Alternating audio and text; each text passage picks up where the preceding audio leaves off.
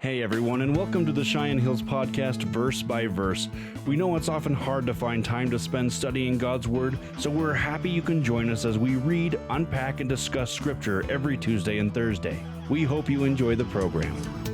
Across the street and around the world, Cheyenne Hills. Hello again, everybody, and welcome to the podcast. And we are knee deep. I may be neck deep in Genesis right now because there's stuff that's going on. It's kind of crazy, but this is the forming of the family, the birth of the family, the 12 tribes of Israel. And so we always hear about these 12 tribes, and this is kind of giving that background and laying the groundwork. So here we go. We're in Genesis chapter 35. If you're following along, verse 16. And they journeyed from Bethel. Now Bethel is house of God. And remember last time we saw Jacob, that's where he saw the Jacob's ladder. And he goes and gets his two wives, and this family comes back, and he contends with Esau, and he struggles for a while. About 30 years later, and he comes back to this house of Bethel. And so they journeyed from Bethel. And when there was still some distance to go to Ephraim, Rachel began to give birth and suffered severe labor. And it came about that when she was in severe labor, that the midwife said to her, "Do not fear, for now you have another son." And it came about that her soul was departing, for she died. That she named him Ben-Onoi, but his father called him Benjamin. Now there's a kind of an interesting background story there. You want to fill in the blanks here for us? Yeah. So when Rachel decided to name her son, she was full of sorrow. I mean, she felt like she was going to die, and she did. So she named him son of my sorrow. And Jacob. So Ben-Onoi means in Hebrew, son of my sorrow. Son of my sorrow. Okay. So, I mean, she's looking at it one way. And then the baby's father, Jacob, called him son of my right hand. And so he decided he was going to look at Benjamin a different way. That's interesting. Yeah, that he was going to... Not son of my sorrow. He didn't want him growing up being son of my sorrow. Right. I want you to be Benjamin. He reframed his purpose, maybe his name, that you'll be son of my right hand. Well, it's interesting because God just kind of did that with Jacob, didn't he? Yeah. You know, Jacob means heel grabber or contender or what? Not contender. What was the word? Supplanter. Supplanter. And he said, no, you're no longer supplanter. You are Israel, contended with God. And it's interesting that Jacob did the same thing with his son. He didn't want him growing up with his possibly Ben-Onoi, which is son of my sorrow name. You're going to be Benjamin, son of my right hand. Is that right? Yeah. Mm-hmm. That's a good. Son of my favored position. There you go. That's right, true. The right hand. Yeah, no kidding. That's an important spot. That's good. So names mean stuff in that day, but don't you think they kind of still today? I mean, if you call your son a dummy or you'll amount to nothing, that's going to stick, right? We got to be really careful with our words. And, or if you say, you're special and those are also important images as well. Even today, that's true. Yeah, usually. Yeah, very much. Okay, so here we go. And then verse 19. So Rachel died and was buried on the way to Ephraim, that is Bethlehem. So they were heading to Bethlehem. And that's where she's buried along the way. And Jacob set up a pillar over her grave. That is the pillar of Rachel's grave to this day. Then Israel journeyed. Now, again, notice that his name is different. He's not Jacob anymore. He's Israel. Yeah. Because God made sure that last, just a few verses back, said, "You're no longer Jacob. You are Israel." Then Israel journeyed on and pitched his tent beyond the tower of Eder. And it came about that while Israel was dwelling in the land, that Reuben went and lay with Bilhah, his father's concubine, and Israel heard of it. Now, this is almost a throwaway passage. And in fact, I wasn't going to even stop here, but you had a thought that's like, I had never thought that this wasn't a throwaway passage for Israel. He remembered. Yeah. It is filling in a backstory of what happens then with the blessing or lack of blessing in Genesis 49. Yeah. So let me just read that, what happens as far as Jacob's blessing or pronouncement to Reuben, because he goes through with Zebulun, with Judah, with Simeon, with Levi, other ones, but with Reuben, he starts out because Reuben is the firstborn, and this is what Jacob's pronouncement is to his oldest son. Reuben, you are my firstborn. And again, I'm reading in Genesis 49. Reuben, you are my firstborn, your might and the beginning of my strength, preeminent in dignity and preeminent in power. Uncontrolled as water, you shall not have preeminence, because you went up to your father's bed. Then you defiled it. He went up to my couch. So here he's hearkening. He did not forget, did he? He does not forget. I don't know how many years later that would be, but that's, I don't know, probably. I mean, Reuben's now a grown man, and here, well, he could have been he was probably a grown man here too. So I don't know how many years later that is, but he didn't forget. Is the point? He didn't forget. And I mean, and it just shows how sometimes we forget that we reap what we sow. Oh, and man. so our actions, we true. think, well, no one saw it. It doesn't matter. Yeah. But it matters. Yeah. That is so true. Yeah. Okay, so let's plow on here to verse, at the end of 22, it says, Now there were 12 sons of Jacob. The sons of Leah are Reuben, Jacob's firstborn, then Simeon, and Levi, and Judah, and Issachar, and Zebulun.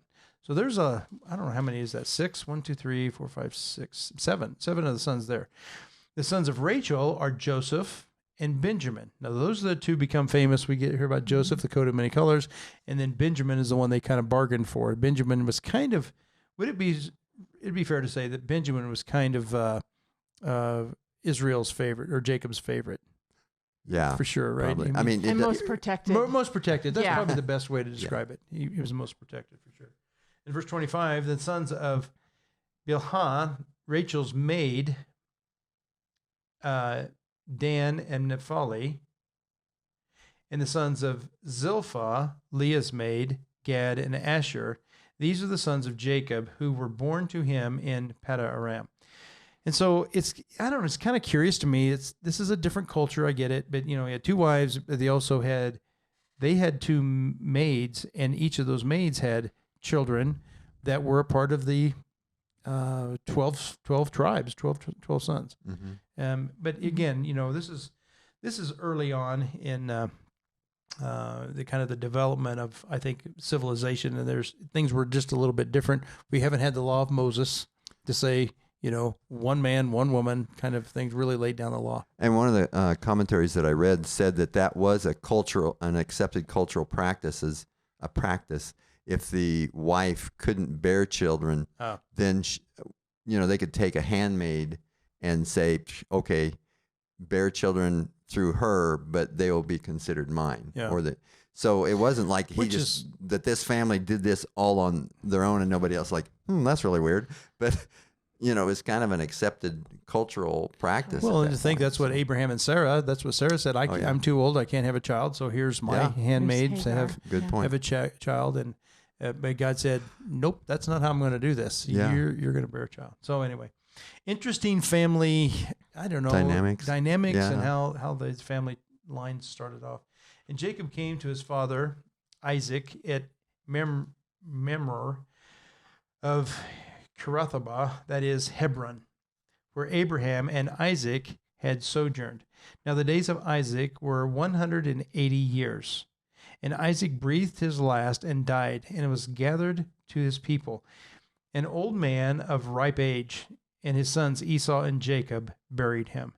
Now there's a lot of action that just happened right here. First of all, we've been talking about years of people in the 900s and the 800s, the 700s, 600s, and now they're calling a ripe age 180. That's a change in the length of years. Yeah. Do you have any thoughts on? Just because of the Noah flood and everything's different? Is that okay? It is interesting to take and chart. I mean, if our viewers want to do this, it's kind of interesting to get a piece of graph paper and start charting out the ages and the names of the people, and you find after the flood that it goes down quickly. It goes down quickly, Yeah, and so something. There may be numerous factors happen after the flood of how the world was before, because we know it was different. You read that where the water came up and formed into 4 rivers. That's just the opposite of the way it happens now. I mean, now we have 4 rivers converge into one. Yeah. But in early Genesis, it says that this one water Yeah. came up and diverted into Yeah. 4 rivers.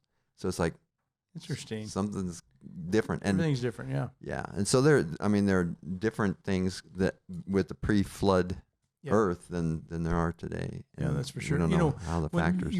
we both have talked about going and visiting the ark. One of the things that struck me, it took Noah 75 years to build that. Well, there wasn't that many builders. They may have contracted out a few things, but they didn't. And by the way, I never thought about this, but there was no electricians on the ark. I don't know. You didn't have a job. I would back have then. You'd been out of work. Yeah, that would have been too bad. But not even battery powered stuff, I don't think. But anyway, Cordless? Yeah, maybe cordless. No, we're That's getting- what he had. Cordless drills. Solar. That's what it was. But he couldn't have had solar because there was, too much rain. But anyway, to think that his physical strength held out for, and he was 100 and how old was he when he died? Do you remember?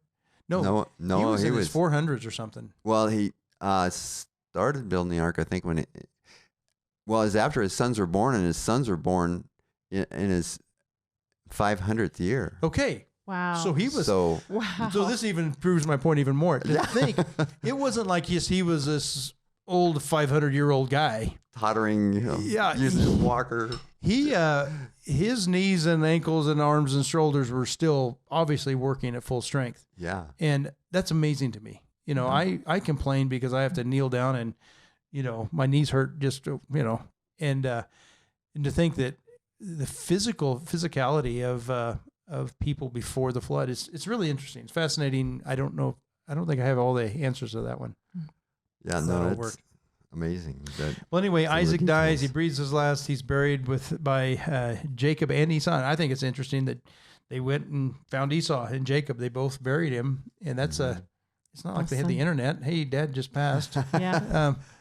Meet me here at Hebron or wherever they buried him. Huh. It's kind of an interesting thing how how that news traveled. Well, here we are. Any final thoughts, either of you? Application? I don't care. Take a shot at this. Well, hey, thank you so much for tuning in again to march through Genesis. And I think, guys, we're going to miss Genesis chapter 36. This will be the homework assignment. This is all just names of basically Esau's wives and family, and just name. I think we're going to skip to verse chapter 37 the next time we go on. So in the meantime, thanks for tuning in, and be strong and very courageous. God bless you all.